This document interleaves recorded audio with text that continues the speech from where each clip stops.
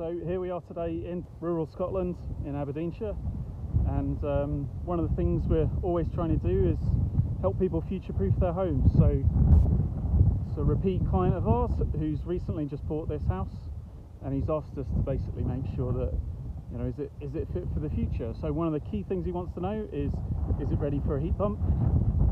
So we're doing a survey today to have a look at all that, and I'm going to show you some of the things I've found. So it's a bit windy outside. I've come inside just to talk about some of the details and what we found. So generally speaking, being a home that's only about 15 years old, there's a decent amount of insulation in this building, not as much as we might have put, but it's pretty good, and it seems quite airtight, although we're going to do an airtightness test to really confirm how leaky the building is. There's also a couple of log burning stoves like this, which are currently taking their fresh air from the room, and there's a better way of doing that, so we're going to look at a solution for the client there too. Now the client is up for installing a good ventilation system, something called mechanical ventilation with heat recovery. This is a bungalow, it's ideal for ventilation like that, but it does have to be done well, does have to be installed well. We've been called out to a few projects recently with bad MVHR installations, and that can actually lead to some pretty bad consequences. But we're going to help the client with that and make sure it's done right. We'll do another video on that another time. But yeah, a few of the things we found in this house are some of the insulation isn't working very well, particularly in this double height space here. So they've used rigid insulation board in the roof space, but it's not been installed very well. It's actually falling out of where it was placed. So yeah, it's doing very little. So that needs to be improved. The walls are generally okay. It was built off-site with a timber kit, which is really common in Scotland, timber frame houses.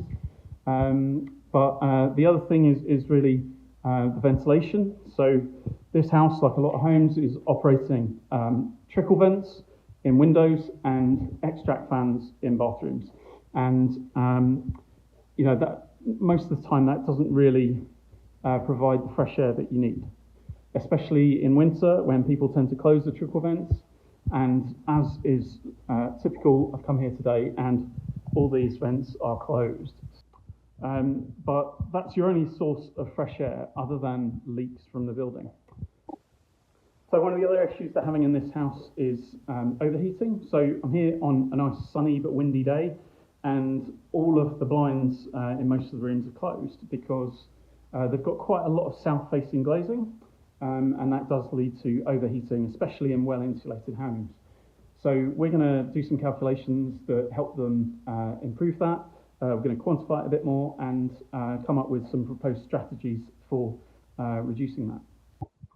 So my gut feeling is that this house probably is ready for a heat pump.